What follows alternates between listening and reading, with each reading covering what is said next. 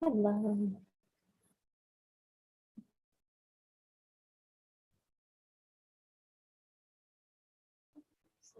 Happy Tuesday.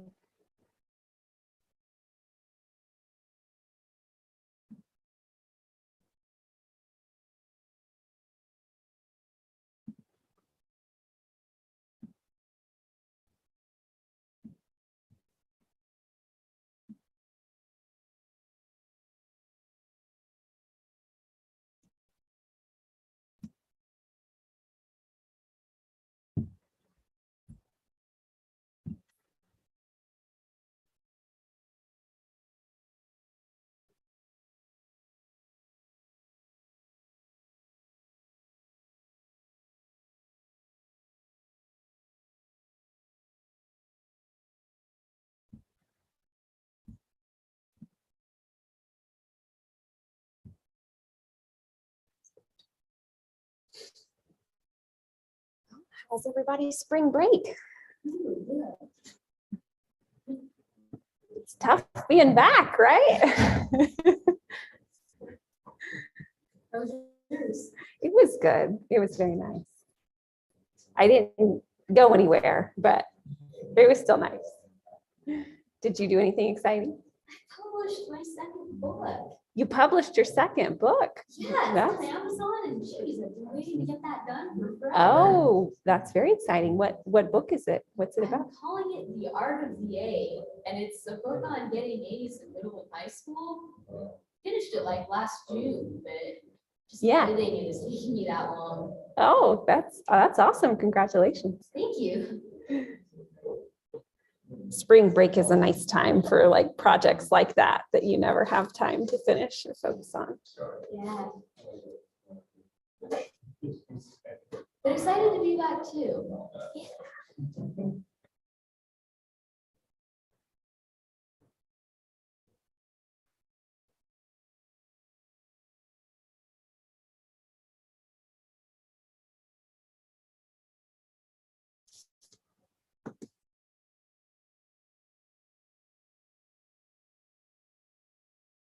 Yeah, thanks for the question. Yeah. Next year I'm trying to pick a statistics class. Yeah. And I have the option of like the one in the math department and then like the engineering statistics. And I know you're the teacher for the normal like math department one, but I'm wondering like, what is the difference? That is a good question. Like, what's the difference in the material covered? Yeah, and which is better like for data science, 'cause that's my major. Of course, the one that I'm going to teach. No, I'm just kidding. I would need to look into it a little bit more, what exactly the engineering one covers, because I have not, I'm not real familiar with the content that it's covered. It's possible that it's quite similar. Sometimes this happens where different departments run very similar courses. But I'm not 100% sure. If you remind me, you can send me an email and I can like take a look at the course description and see if I, can notice any significant differences. I guess what I'm most concerned about is I have to do statistics too, and I don't want to like have to do the engineering version and then not be prepared for statistics too, because I know that like engineering majors don't have to do like the second one, they only have one. Oh, right. In that case, I would think it would be better to take the whole sequence because when you get into statistics too, they'll be thinking, okay, they had exactly this content covered in the first course. So from that perspective, if you have to take the second semester, which you will, right, for data science, then I think it would be better to take the whole sequence. And what is statistics too? Like, where does it go after that? What does it focus on after the first statistics? I mean, there's more and more that can be done. There's like, I guess I'm not quite sure how far you get in the first semester. Again, I haven't taught it before, so this will be my first time teaching it. So I will learn exactly how far we get in the content. But I imagine some more like, I don't know, maybe analysis of variance, maybe non-parametric models, a few more advanced topics in the second semester. Excited. Yeah, I'm really glad that you're teaching it too. yeah, that'll be, I'll be excited to know somebody. And Dr. Phillips is teaching my discrete structures class. She is. So it's like we Wow. get both of you next year. That's wonderful. Okay.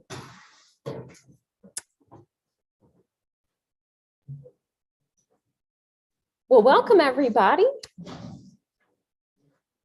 How was spring break? It was a snowy spring break, yeah. Anybody do any snow sports? Oh, nice.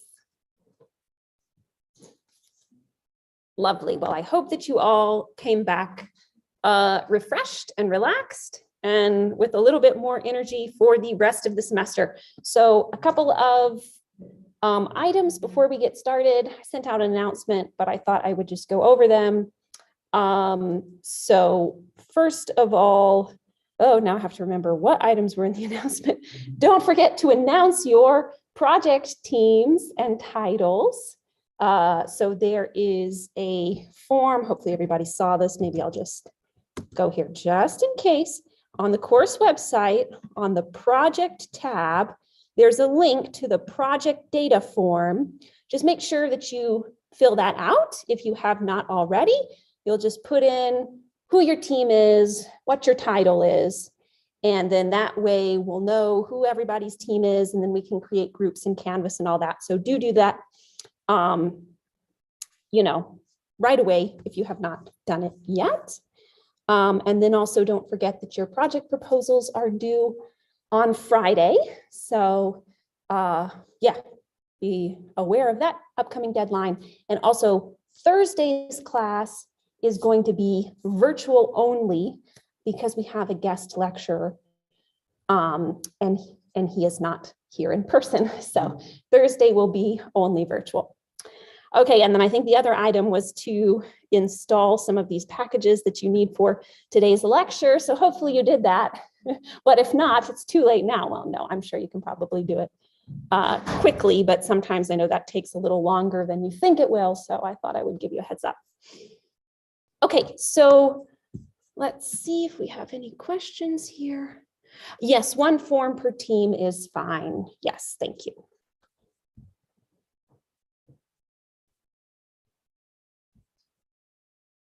Okay. I mean, I guess if multiple people submit it, I mean, that's also fine. We'll figure it out. We just need the information. Okay, so we're going to be continuing our discussion of classification today. So before spring break, we looked at a really simple but powerful method, the KNN classifier.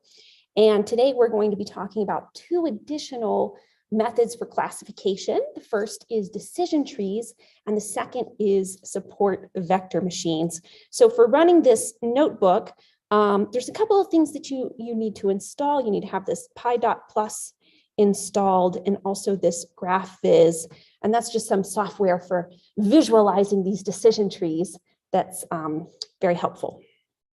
Okay, and then in terms of recommended reading, chapters 8 and 9 in an introduction to statistical learning are covering this content. So I believe if you look in that textbook, you'll see chapter 8, tree-based methods, and chapter 9, support vector machines. Definitely recommend that you read through those. That'll, because we're covering it so quickly, that'll help give you a deeper understanding. Okay, so let me go back. There.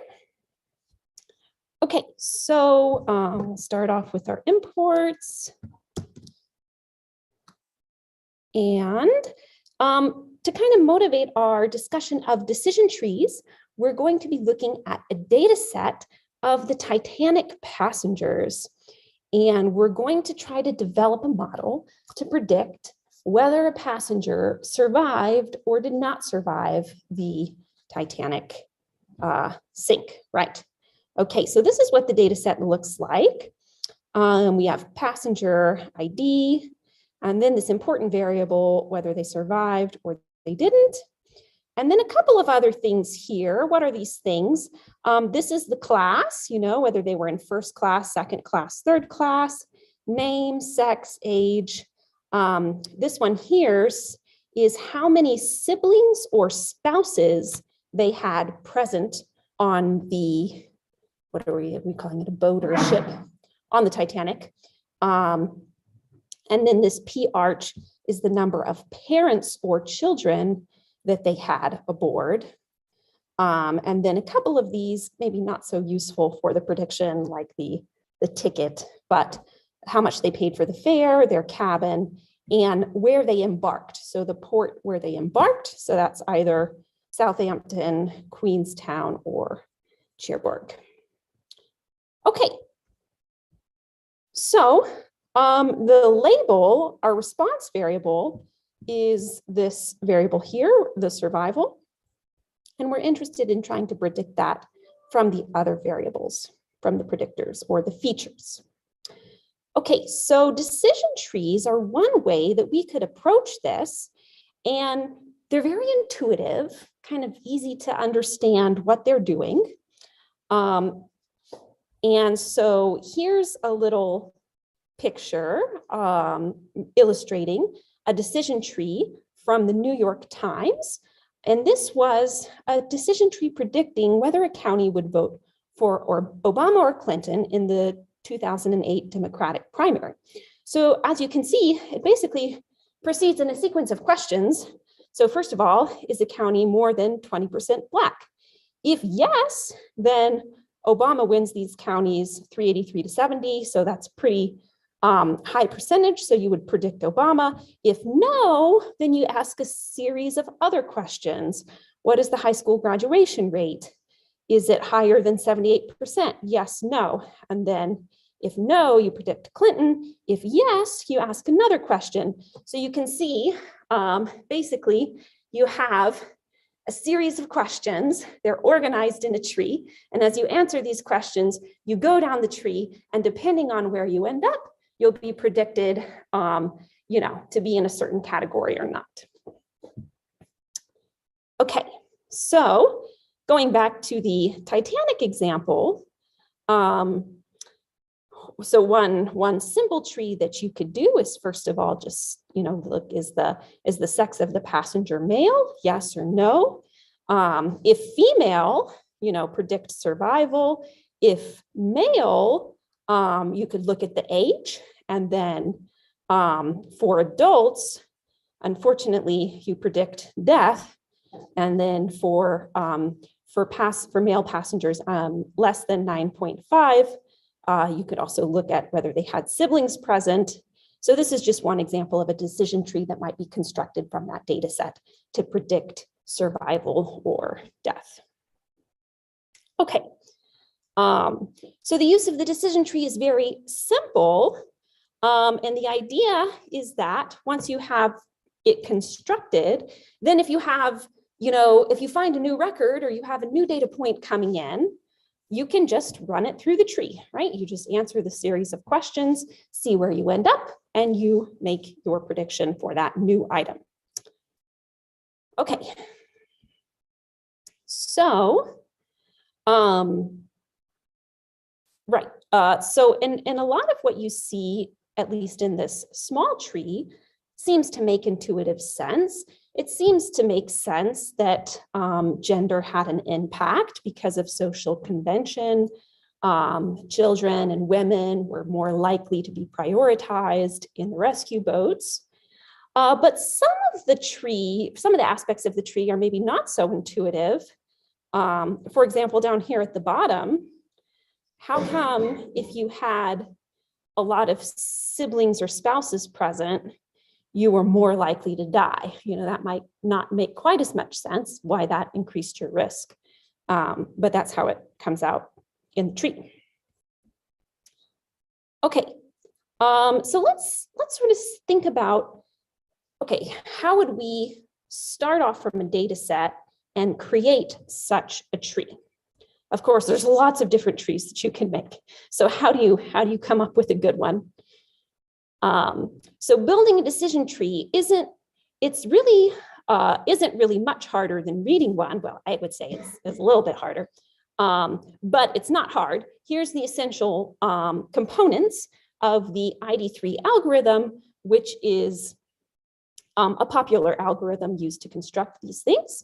So if the data all have the same label, then create a leaf node that predicts that label, and you're done, right? If everybody's got the same label, that's easy, you're done. If the list of attributes, the list of features that you have available to use is empty because you already used all of them up, then create a leaf node that predicts the most common label. So this might not be a perfect prediction, but if you've already used up all of your features, then this may be the only thing this is the only thing that you can do. But more generally, what tends to happen is, at some point, you're at some point in the tree, and you're going to partition the data by every attribute that's available to you. And then you'll evaluate using some metric which one gives you the best partition, and then you'll pick the attribute that gives you the partition with the lowest error. Okay, and then you just continue on. So you're basically going to do this one at a time. From all of the available attributes, you pick the one that gives you the partition with the lowest error, and then you keep going down the tree recursively. And you stop, either when you don't have any attributes left that you can use, or if you've reached some stopping criteria, like don't make the tree deeper than 3 levels or something like that. Okay, so there's actually a very nice tutorial. It's very interactive for decision trees. So let's go through this. And this is based on a data set of housing data and trying to distinguish houses in San Francisco from houses in New York City. Okay, so first of all, we've got this data set, houses in San Francisco and houses in New York. What you see over here is one of the variables, which is elevation. So maybe you know about San Francisco that it's super, super hilly, right? So it's very hilly. And that means that some of the houses are at quite a high elevation. And so you can see here, you've got a bit of houses at high elevation. And in New York, you don't see that so much. Okay, so if you think about it, all right, so here you've got like 73, this is 73 meters right here. All of the homes that have an elevation higher than 73 meters are in San Francisco. So you could say if a home has an elevation higher than 73 meters, I'm going to predict it to be in San Francisco, and you would be right. But that would not really allow you to, predict well on everything. But as you add more features, you can make more predictions. So for example, here, now this is showing if in addition to the elevation, we're also looking at the price per square foot of the home. What do we start to see here? As we scroll up, you can see, what is this showing? Okay, so here we have price per square foot. Here we have elevation. As we already saw, the homes with really high elevation are in San Francisco.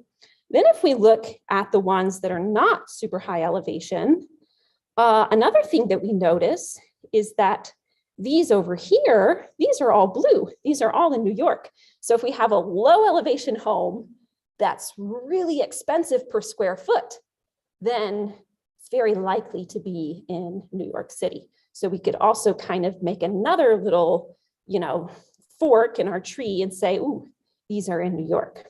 Of course, we still have a bunch of mix up right here that we have to deal with. Okay, so actually, there are 7 different features in this model, and we can train a tree with that. So that's called training a model. And so here you can visualize what all the different available features are, just like we do in Python. And clearly you see patterns, but sometimes it's a little hard to tell what those patterns are. So we like to use automatic algorithms to detect them. Okay, so now let's see how we can do this with a decision tree. So decision trees is one method for basically finding patterns in all of this data that we can use for making those predictions. Okay, so what's the idea? As you saw in the tree, there's like a series of questions. You know, was the passenger male or female? Was the age higher than this? But if we're basing that question off of a quantitative variable like elevation, of course, there's lots of different places that we could make that cutoff. So here we can visualize a histogram of the elevation values.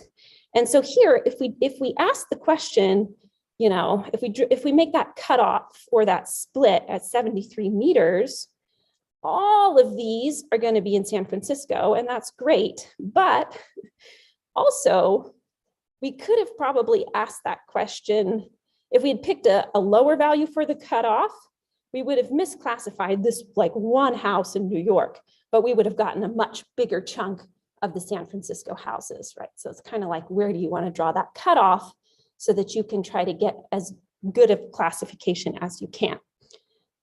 Okay, so hopefully this will help you kind of visualize this. Okay, so let's see.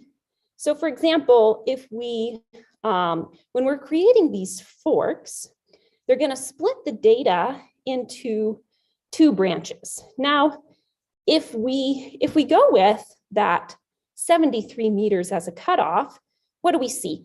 Everything higher than 73 meters, that's all in San Francisco. So that's good. We're doing really good over here.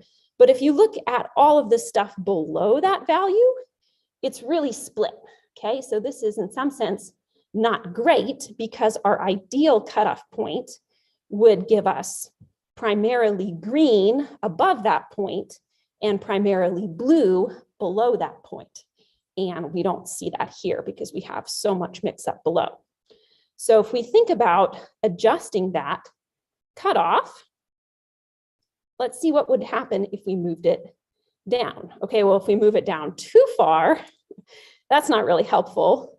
We're not really doing anything here. But if we move it down just a little bit, I think this is what it does.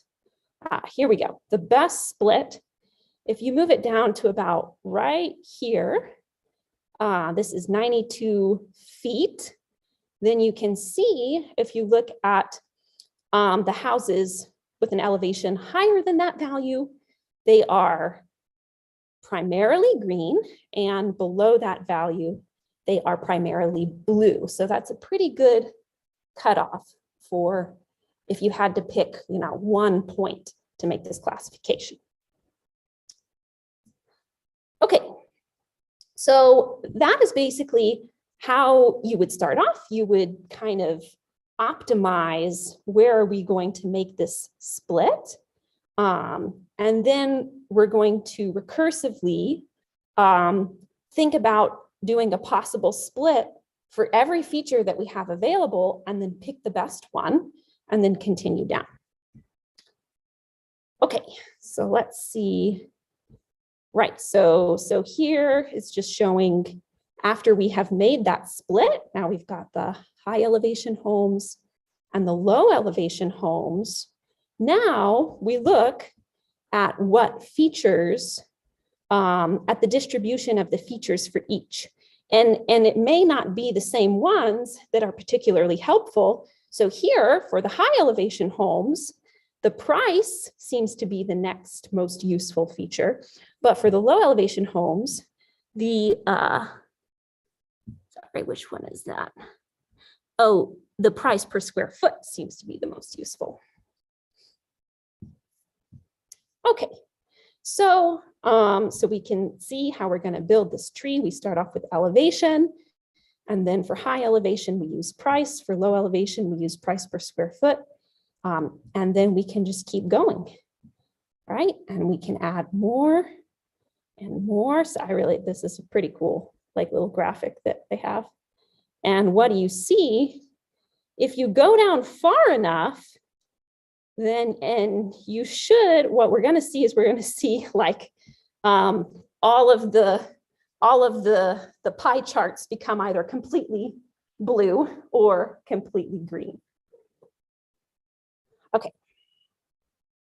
So we could continue to do this maybe until we get 100% accuracy. Although generally, that's probably not a good idea because of why?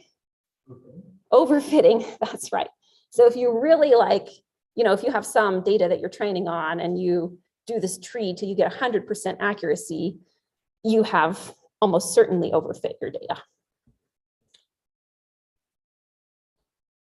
Okay, so, and I think they talk about that a little bit here too, right? So once you have your tree built to make predictions, you think about new points coming in and you run them through your tree and it'll spit out a prediction for that point.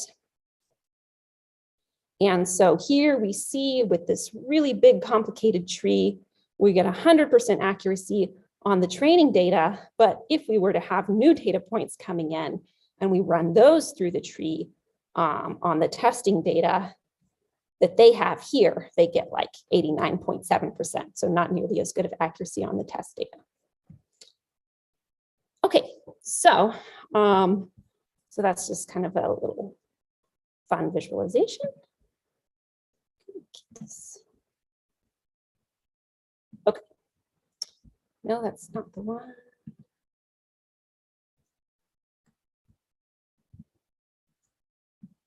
Okay.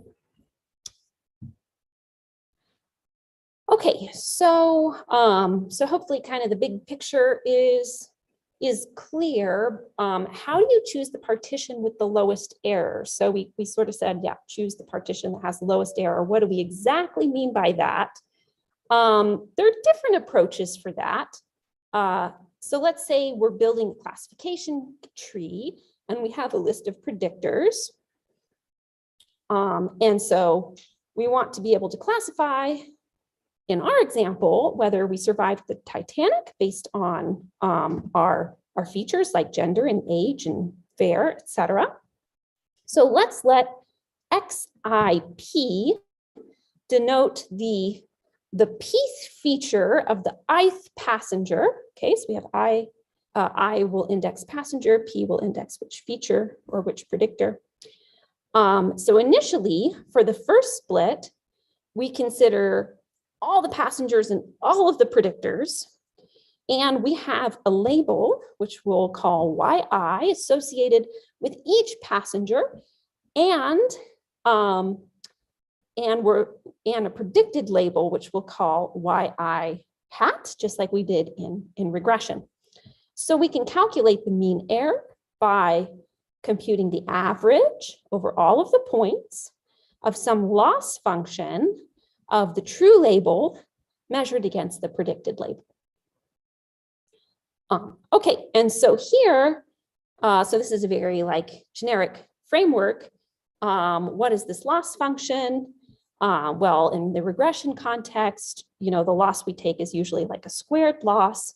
In this context, where we're doing classification problems, usually the loss function that's implemented is something known as Gini impurity or cross entropy. So these act basically as measurements between probability distributions.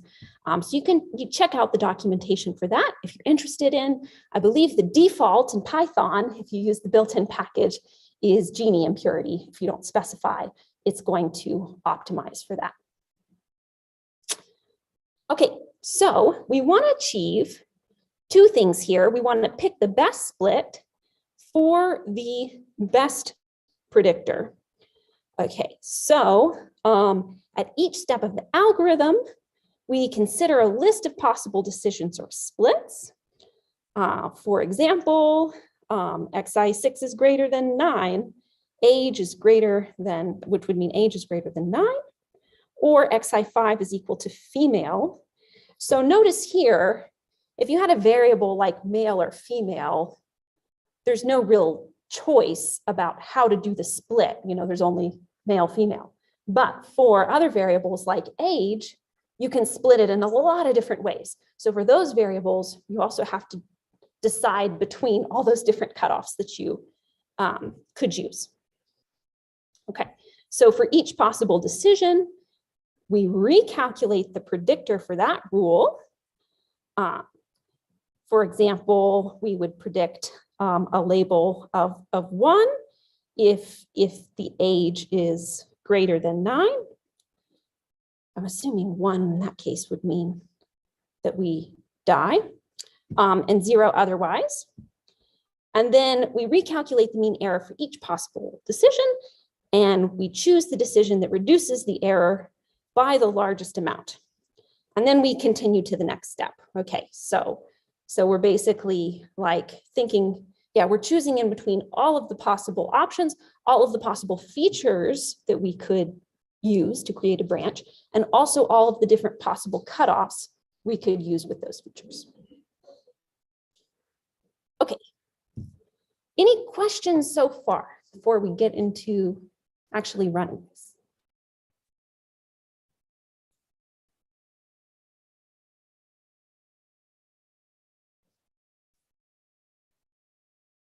Yeah. So when it's choosing the split, like let's say it chooses like the first split based on the best predictor. When it chooses the next split, is that based on just the data that is continuing passing through? It's not choosing the second best predictor considering all the data. That is correct. Okay. That's correct. So then when it goes to that, you know, it's like it runs completely independently.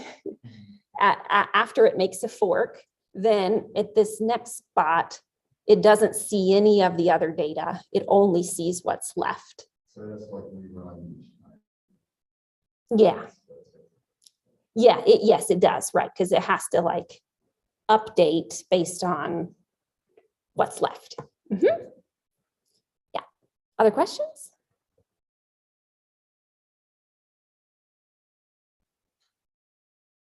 So that could be a little slow if you had a lot of data and you were doing a really deep tree. Okay, so let's take a look at our example here. This is the data set, the Titanic data set, and we'll read this in, and you already kind of got a little preview of it, but here it is again. A little bit of data cleanup items. Age has some missing values. Embarked has some missing values. And also, we need to convert the categorical variables that we want to use in our tree to numerical values. That's basically just so it plays nice with the scikit-learn implementation. So, I mean, it's not, you know, you can do decision trees with a categorical variable, but in practice, you need to convert them to a numeric format before you run it. Okay, so little data cleanup. And now let's take a look.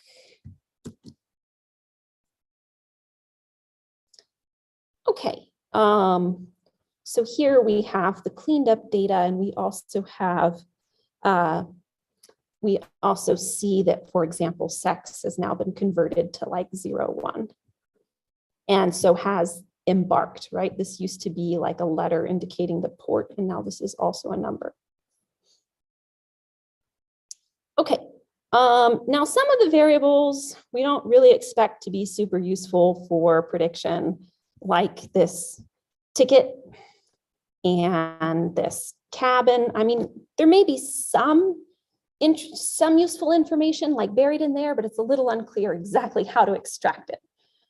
So we're just going to not use those variables, and we'll just restrict to the ones that sort of make sense as being predictors. Okay, so this is our sort of reduced data set. So now we have survived, and then we have the class, the sex, the age, number of siblings or spouses, number of parents or children, fare, and the embarkation port. Okay, we can get a little summary here. So what do we see? What percentage of passengers survived?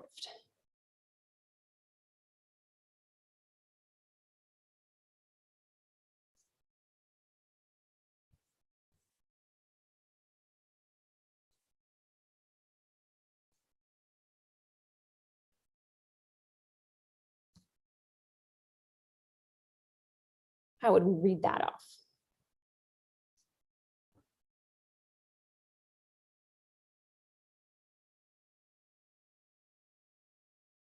Yeah. Yeah. The mean of survived. That's it, right? So 38%. That's just because, right? It's putting a 1 for everybody that survives. Then if you average that, you're just going to get the percentage, the total who survived divided by the total. So 38% survived, not great odds. And then what percentage of passengers are female? What do we see on that?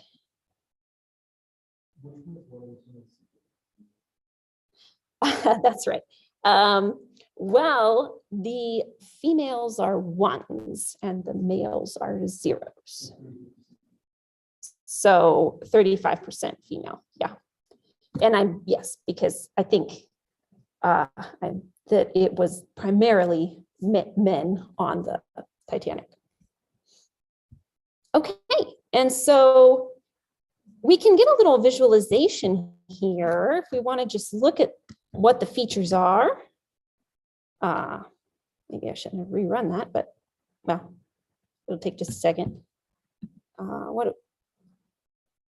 Yes, 38.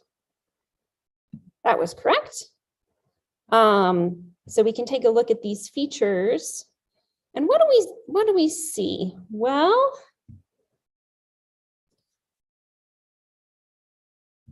this is gender. So the blue is did not survive, and the orange is survived. So you do sort of notice a big difference here for gender in terms of the distributions of survival. Some of these other ones, not so much. Any other variable that seems to be useful in terms of a distinct distribution for the blue and the orange?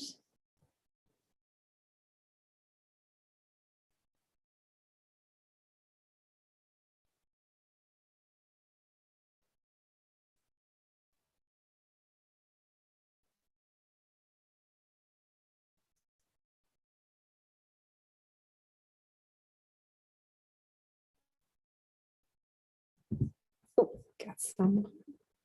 Class, yes, indeed, very good. So this one right here, you definitely notice there's something going on, right? When you're up here, I think this is third class, right? If you're in third class, you don't have very good chances of surviving. But if you're in first class, you've got, you're more likely to survive than not.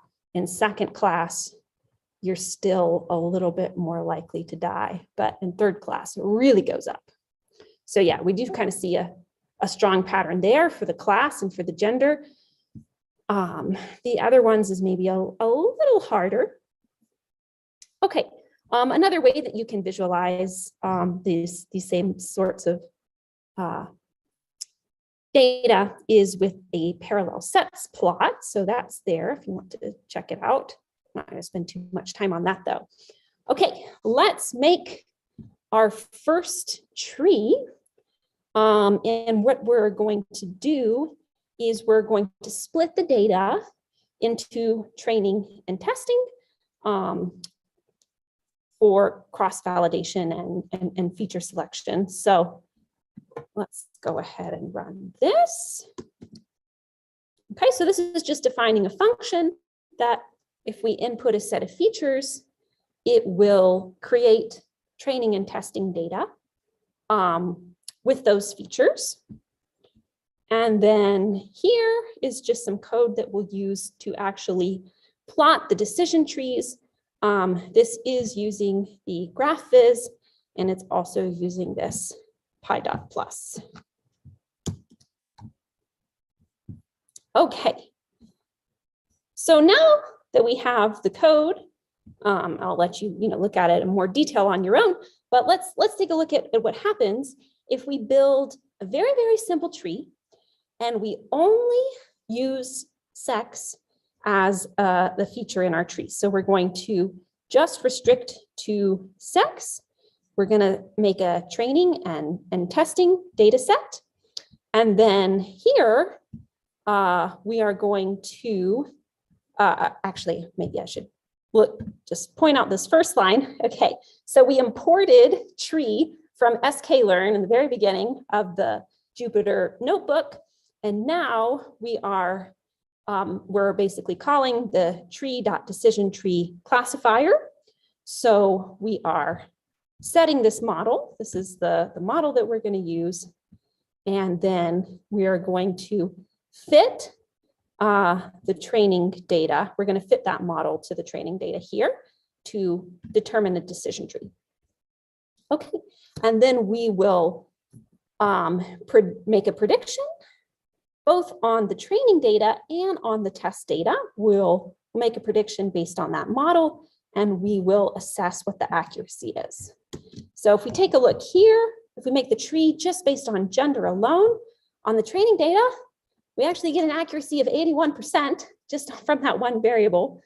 And on the test data, we get an accuracy of 76%, which is not bad for one variable for sure. And then here you can visualize the tree. Okay. So now, wow, if we did that good with just one feature, then let's see what happens if we use more features. So let's try it with two features. Let's try sex and number of siblings or spouses and see what happens when we do the same thing, but we throw in one more feature. So now you'll notice, okay, this is just two features, but notice how complicated the tree has already gotten just with two features. It's pretty complicated. Now this is in part because the second one I threw in, it was not a binary variable, right? So there's lots of different ways that we could try to split this one, and the tree is trying out a bunch of different splits as it goes down the branches. Okay, so it's much more complicated. Was it worth it? Well, on the training data, it increased the accuracy to 83%, not a whole lot, and on the test data, not really very much at all. So it didn't seem to help much.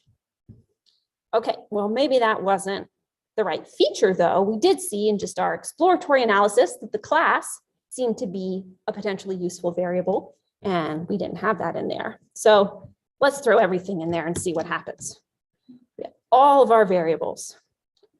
Okay, so now you take a look, crazy tree, right? Super crazy.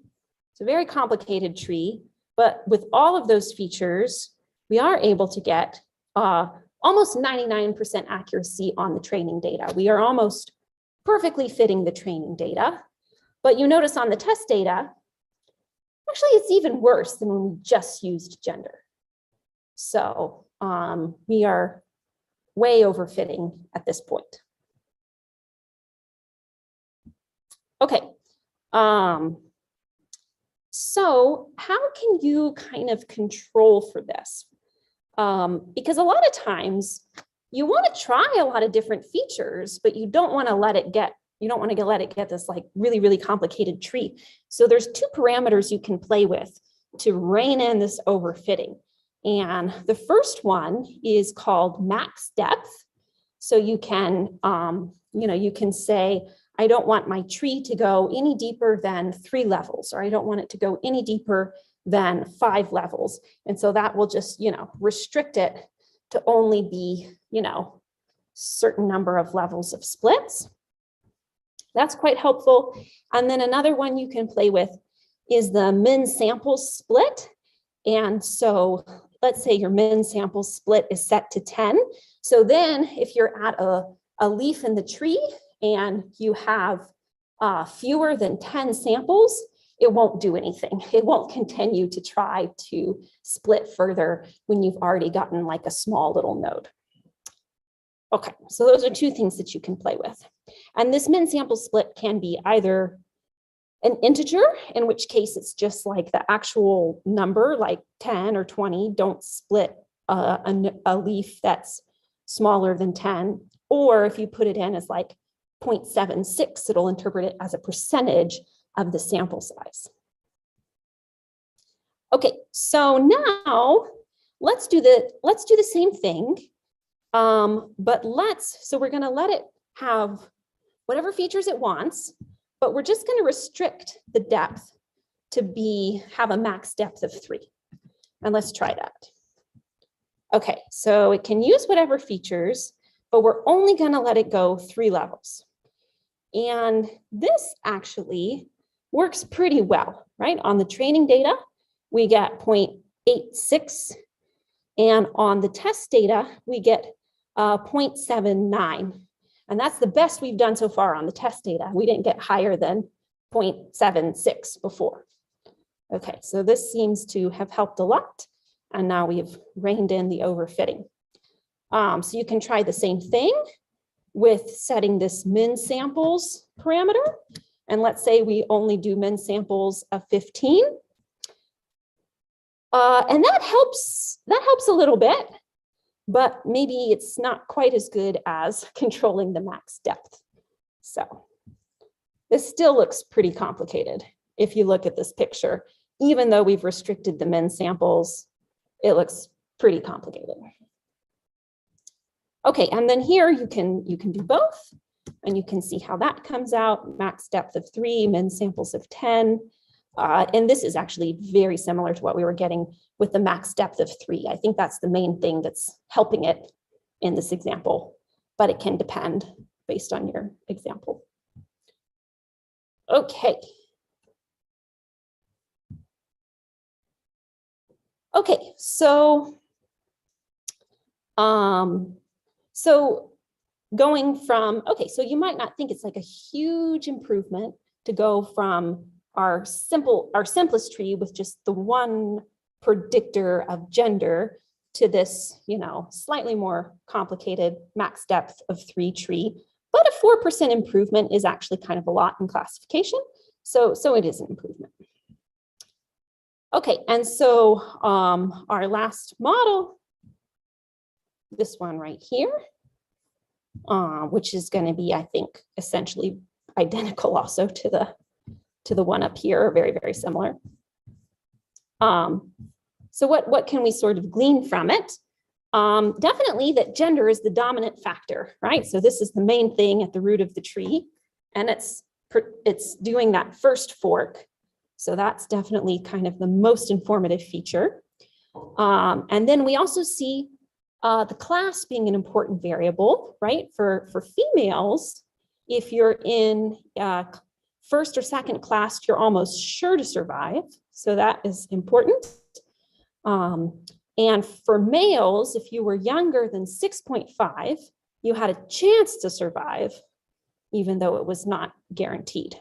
One other comment to make is that you can have branches that predict the same thing, but with different amounts of certainty. So for example, if you look at the adult males, if you were in first class, you still were likely to die, but you were less likely than in second or third. So let's see, where is this in the tree, right? So if you are male and you are adult, so here we are right here, then you're looking at this class. So either way, for adult males, they're predicted to die, but for the ones in first class, they're not predicted to die at as high of a rate as they are in the lower classes. Okay.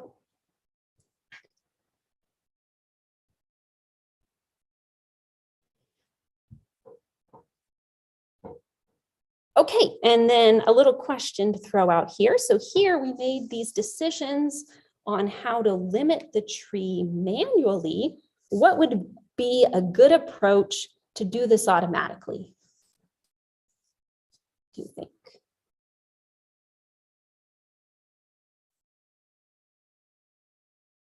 So I just said, let's restrict it to depth 3, right? But why 3? How could you decide maybe the best depth to use?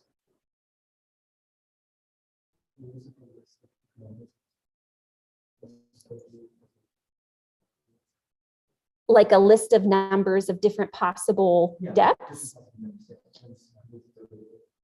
Yeah, so a list of different possible depths. And then for each one, what do? Like what we just did, right? Exactly. You have like your test data, your training data and your test data. And then for each possible value, you can train it on the training and then test it on the test and then go with the one that works best on the test data. So our general cross-validation procedure. So it's actually a very kind of general framework for a lot of these parameter selection problems. We can kind of pick them with cross-validation. Okay, so just to wrap up here, and then we'll take our break and move on to decision trees. So some of the advantages of decision trees is they're easy to explain and they're interpretable. And people like that, right? They like to know exactly why they're being predicted to have a certain category. So that is nice. And you can visualize them nicely. They work well with categorical predictors. What are some of the disadvantages?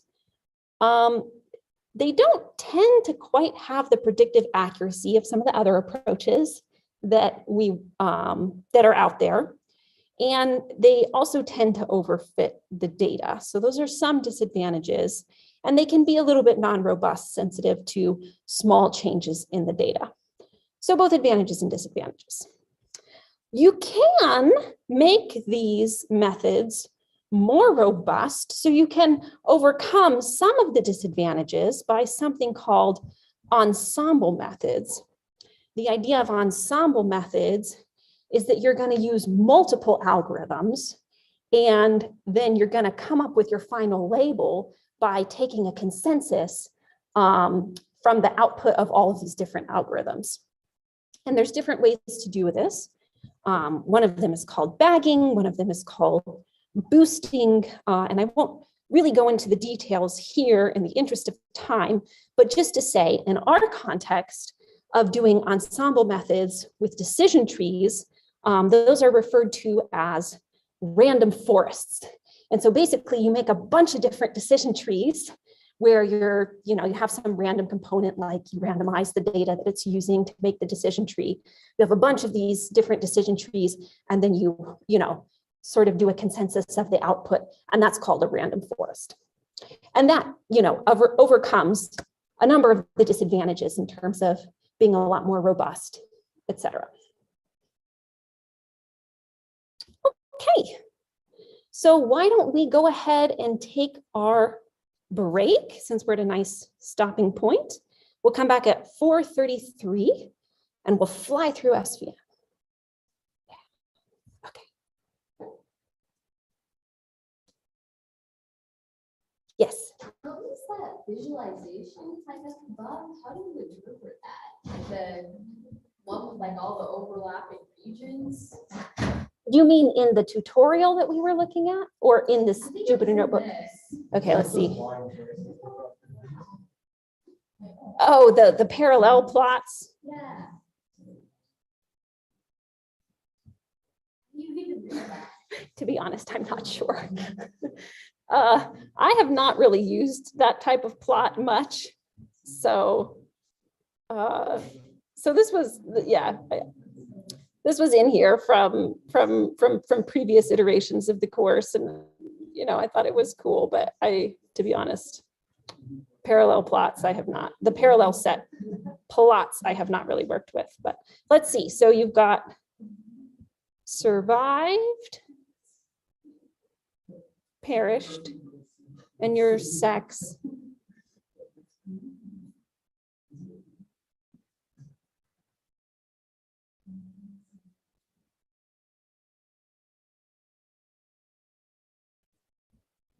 Yeah, I kind of prefer that one, but I can see that it's not real pretty to look at.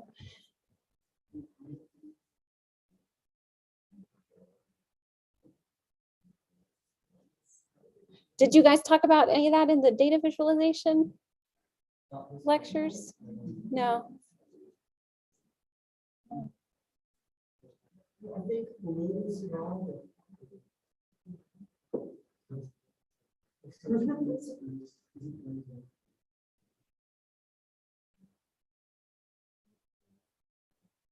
Maybe blue is guide, orange is middle, and then you start out some baseline, and then you move down to apply the male female. Or I think it's the other way, right? That the blue is survived and the orange is perished. No, that's what it looks like to me. It's like it's not white. It's just survive.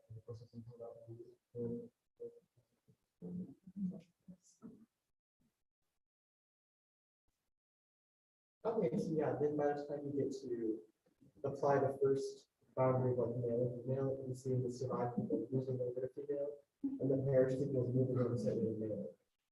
And then you get to adults, it's shifting back a little bit because some of the male kids are. Wait, why is it not a one? It says here's a one. Is it a voice expectation? Well, it's supposed to be more interpretable at a glance, but to me it was not so obvious. Yeah.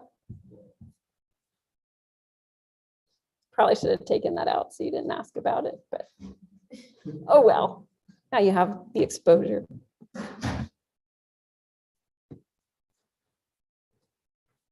Who knows? Maybe you'll use it in your projects.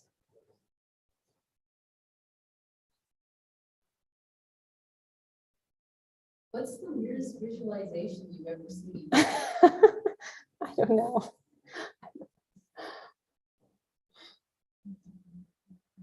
This one's pretty crazy.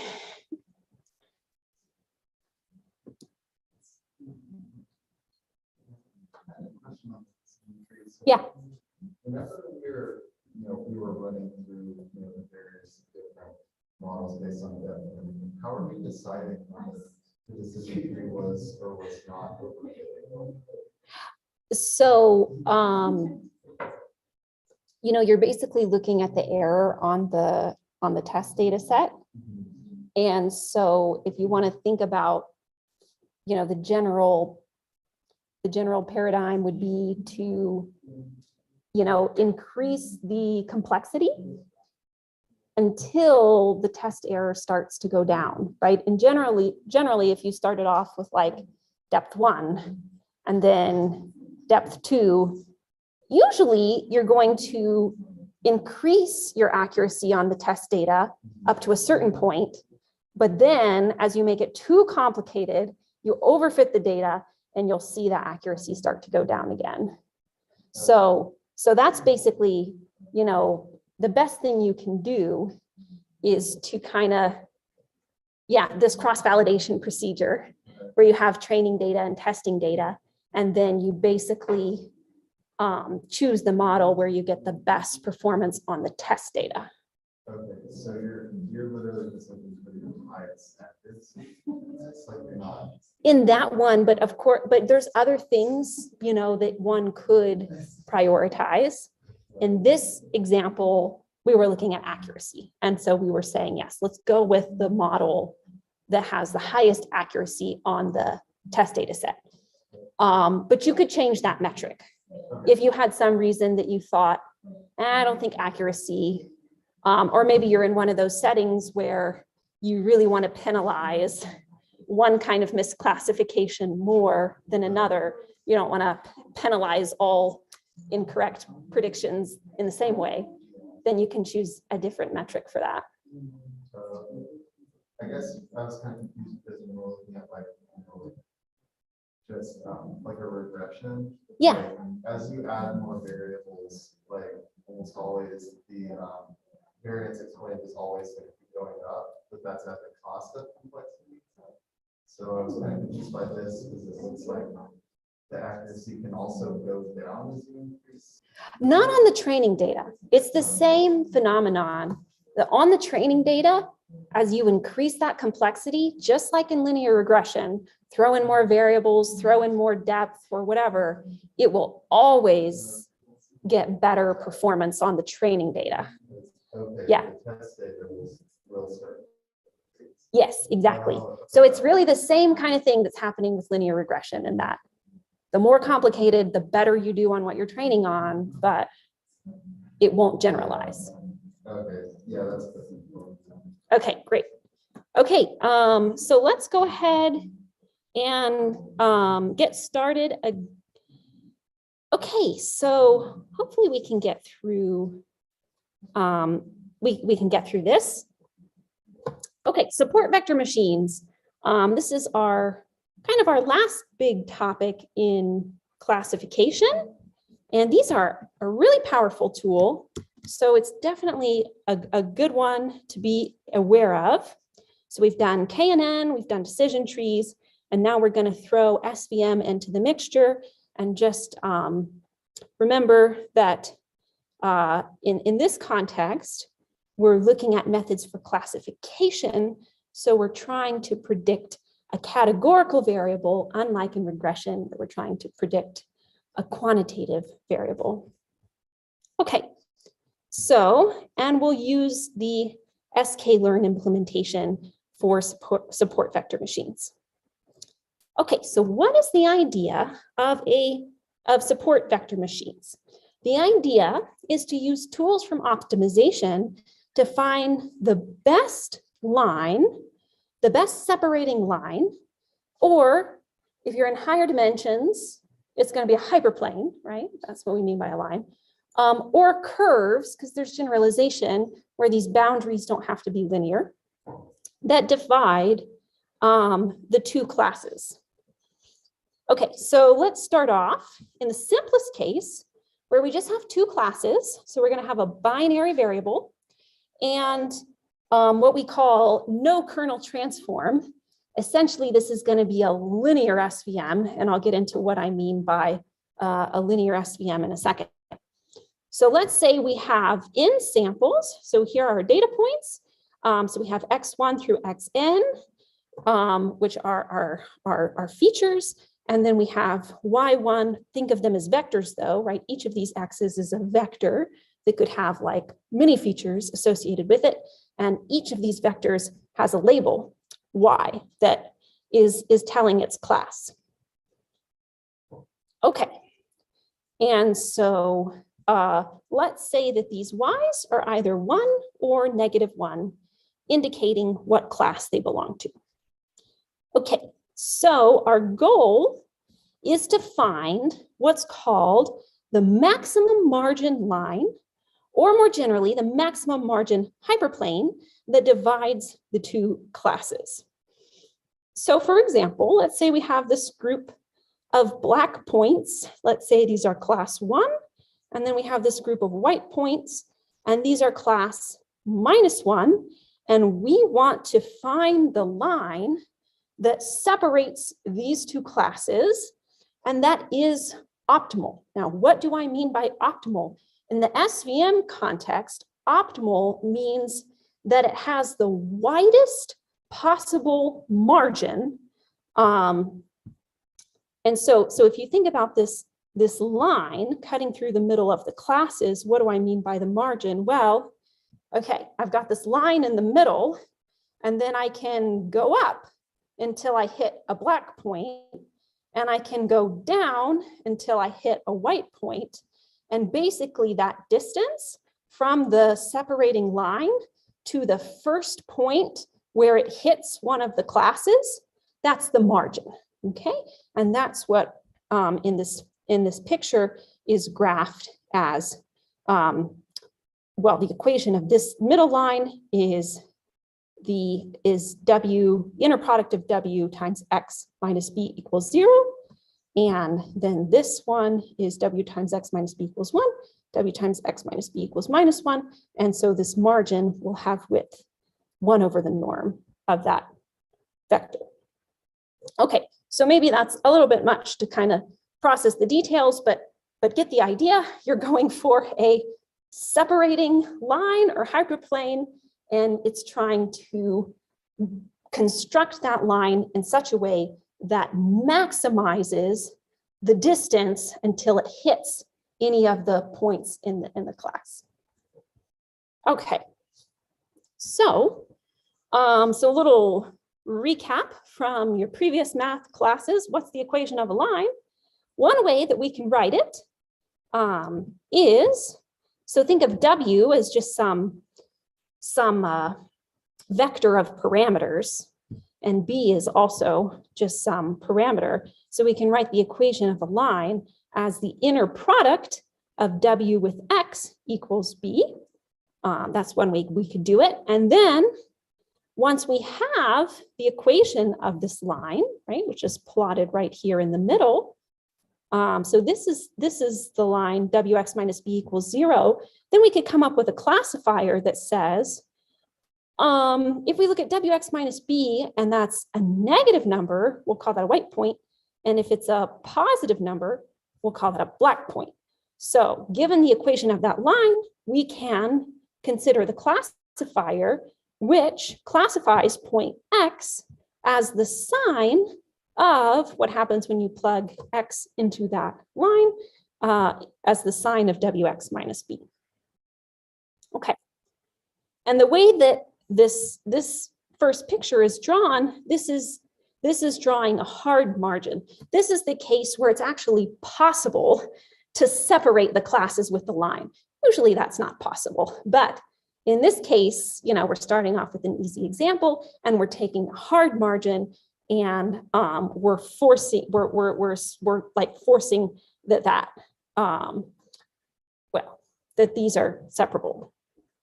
So if the data is linearly separable, then we find the separating line or hyperplane with the largest margin. That's what we would do in a hard margin SVM. And we would solve that by solving the following optimization problem. Okay, so what are we trying to do? We're trying to make this distance as large as possible. Now this distance is 1 over the norm of W. And if we are trying to maximize 1 over the norm of W, that's equivalent to minimizing the norm of W. But of course we add a square because that's so much easier. So we minimize the norm of W squared. Subject to the constraints, subject to the following constraints. And so what are these constraints saying? So remember that yi is either +1 or -1. And so if it is linearly separable, then this is going to come out to be a negative number smaller than -1 when yi is -1, and it'll be a positive number greater than 1 when yi is 1. So in this hard margin, completely separable case, this constraint can always be satisfied. It can always come out to be greater than or equal to 1. Okay. Okay, and so this is what we would call a constrained convex optimization problem, and it can be efficiently solved. We won't go into the details of how to actually solve optimization problems. It is a very useful and complicated and hard subject. So if you're interested in that, take a course on optimization. Okay, but okay, what are these support vectors? So let's go back to the picture here.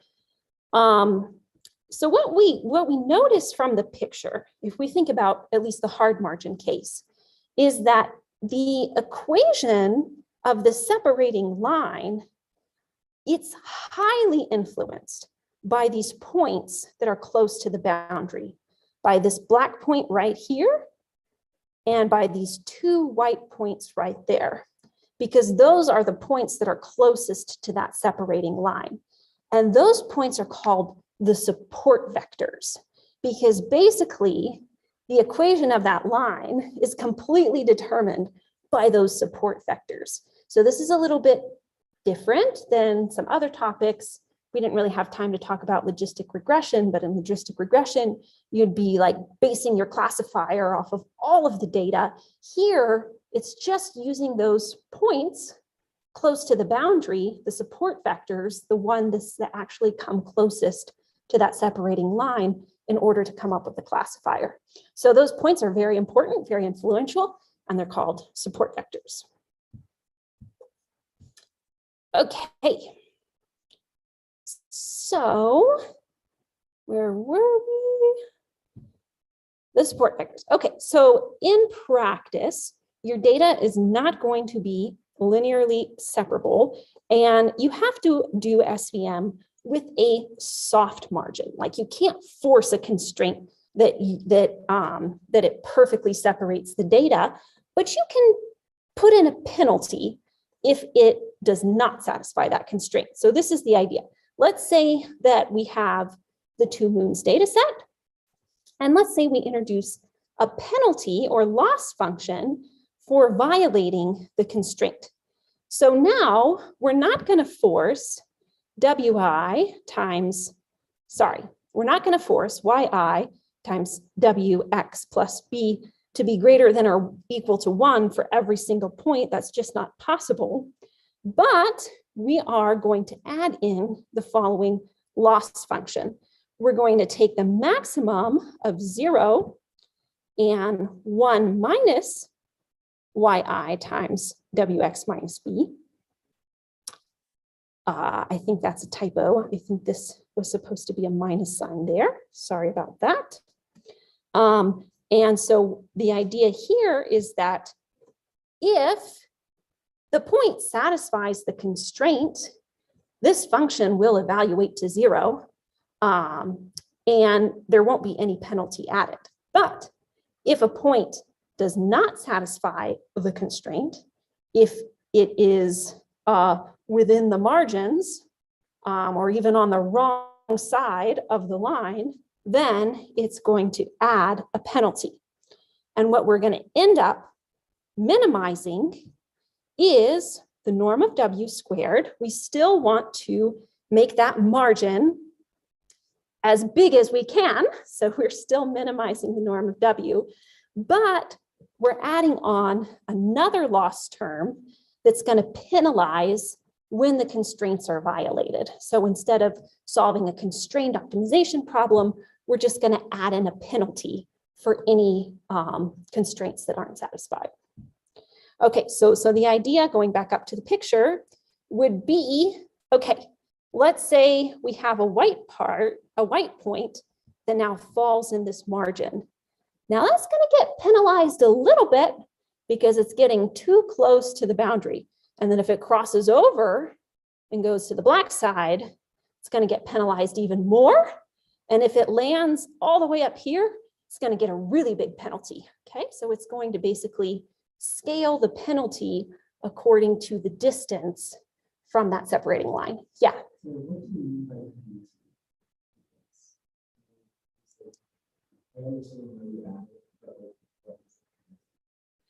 Oh, yeah. So, okay. So what do we mean by a penalty in this context? So what we mean is that, what is the algorithm doing? It's trying out a bunch of different values of W and B. It's trying to find the best line. So think of it as like wiggling it all around, trying to find a good one. It might think that it found a good one because the norm is so small. Let's say it finds a W and the norm is really small and it thinks, okay, this is a good W. But what happens if with that line, you get a lot of violated constraints, then this term is going to become large. And so then overall, when it evaluates, is it a good W? Actually, no, it's not, because even though this is small, this is quite large. So you're like balancing these two terms. This one wants to make the margin as large as possible, but this one is going to become large as you have too much overlap, right? Yeah. So effectively, we're mostly making the line based on the few support vectors, and then anything that violates it, we also just stick that with, and that will like also be one. Yes. Yep. Right. The support vectors are still quite influential, but indeed now it's not. We're also looking at these violated constraints that are going to have an impact. Yeah. Okay.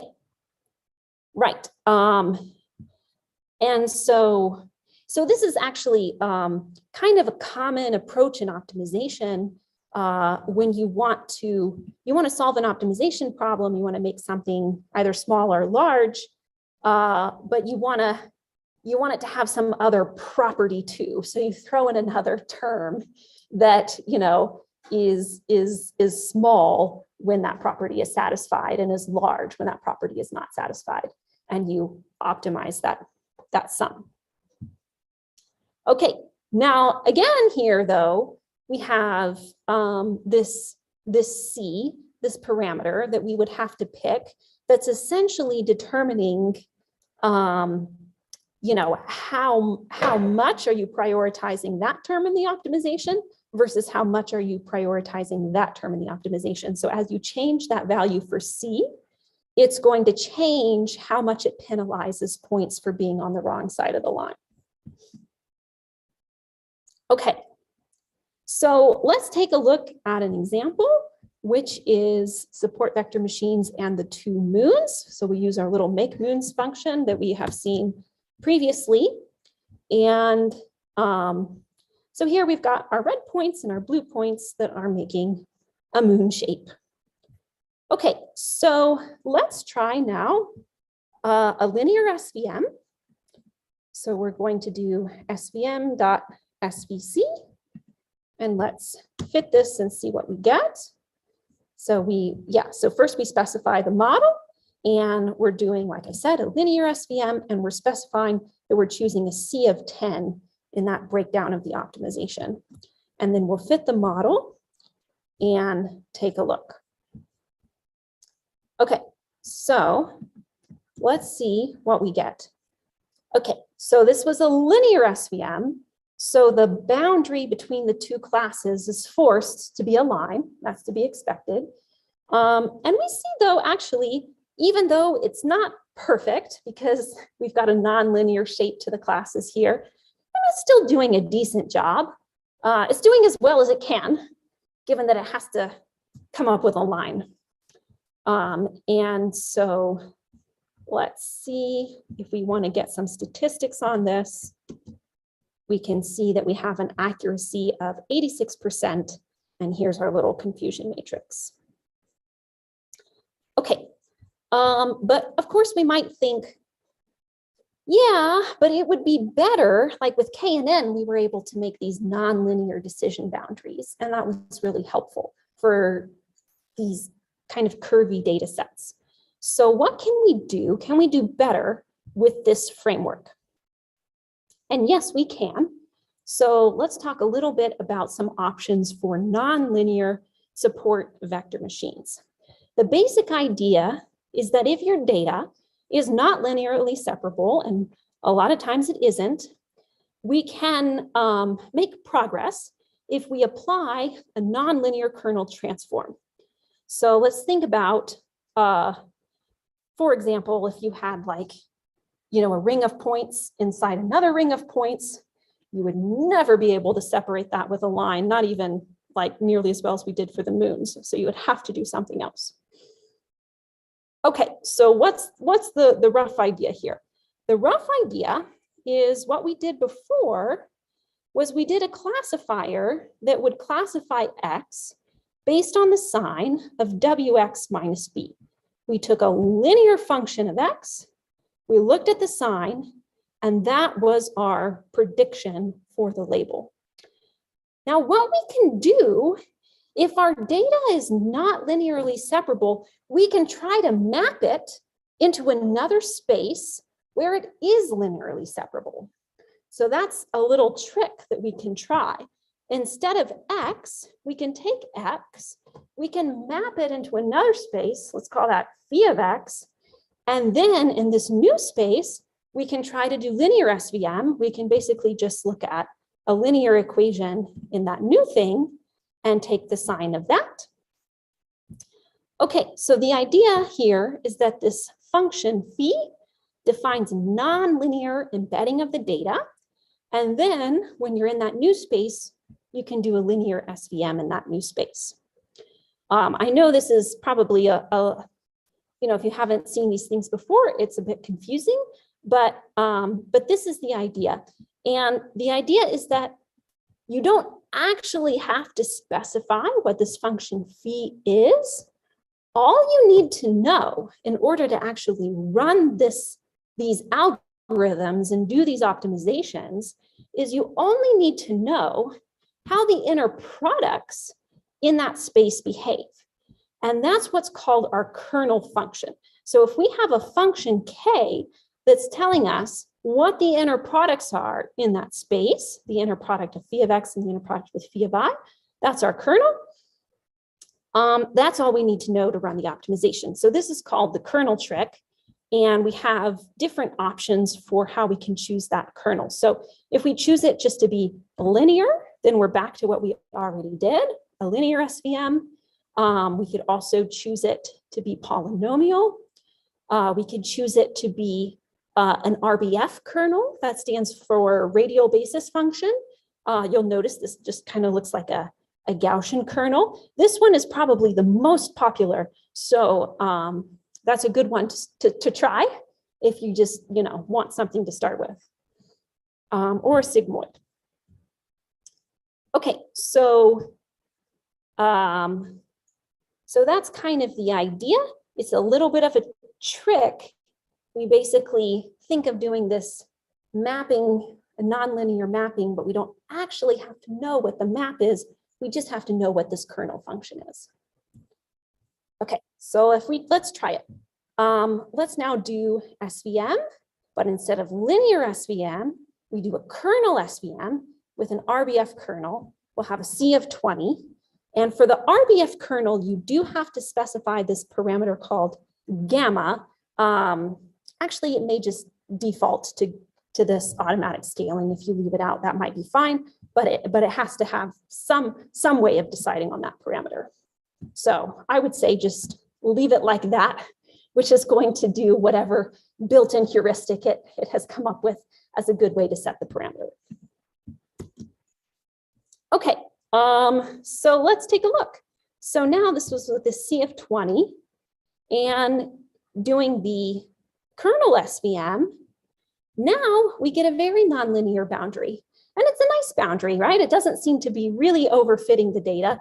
I mean, you might think it's a little weird that down here it becomes red again, and I agree that's probably a little weird, but sort of in this whole data region, it's doing a pretty good job. Okay, and if we look at our statistics, we have improved our accuracy up to 91%. But again, we're not doing any cross-validation here, so this is just on the training. Okay. So what about if you have more than two classes? So far we've been looking at examples where you just had two classes in the data, but you can actually, there are generalizations of SVM that can handle multiple classes. In the interest of time, I won't go into those, but one of them is the iris data set. Remember, we looked at that one before and there were 3 different species. So let's just see how we could do that for the iris data set. All right, so that's the iris data set, which we've seen before. Now, we can, sorry, this is just plotting the data, and we've already seen all these plots, but basically, if we take the iris data set and we just look at the first two features here and run an SVM, let's see what we get. This is again a kernel SVM, so it's nonlinear, and we're doing it with 3 different categories. And it works just fine. So you can actually use it in just the same way. You don't really even need to change the syntax or anything. It knows how to run it for multiple classes. And you see you get this predictor here for the multiple class case. Okay, so I know that we're out of time for today. So let me just end with one very important question. So one very important thing, though, is how do you choose that C? That was a very important parameter when we were building this SVM model, which was determining how much we're penalizing points from violating the boundary. So that parameter C is very important. And how are we going to pick it? Cross-validation, right? So we're going to come up with a list of different possible Cs. We're going to split our data into training and test data. We're going to try all of them. And then we're going to go with the one that's got the best performance on the test data. So sorry, we're running out of time a little bit, but take a look at this last part on cross-validation, and especially what these functions are. Train, test, split, you've seen before, just splits your data. Cross-val score is really useful for doing cross-validation in this context if you're only wanting to keep track of one metric. But if you have multiple metrics that you want to keep track of all at the same time, you may want to go with this cross-validate function right here. Okay, and so you can see that if you, I'm just going to kind of skim to the bottom here, and you can see what is this doing. It's trying a bunch of different Cs. For each C, it's building that SVM model, and then it's testing it on the test data set. And so this kind of does it all for you. This cross-val score is actually super handy because it's coming up with that split and it's evaluating it all at once. And if we plot that, then what do we see? We see what we would expect. Well, okay, not necessarily. That I'm not sure you'd necessarily expect it to go up and go down, but it does. In this case, there's kind of an optimal way to choose the C that maximizes the performance on the test data, and that's a C of around 7. Okay, so let me let you go there. You need to go on to other things, but if you have any questions on this, I'm happy to answer. Okay, did we go through that too fast? Do you think you kind of got the gist of it? And then practicing it on homework and actually going through the code. And yeah. Okay. Okay, well, sounds good. Have a great night, everybody, and we will see you on Thursday.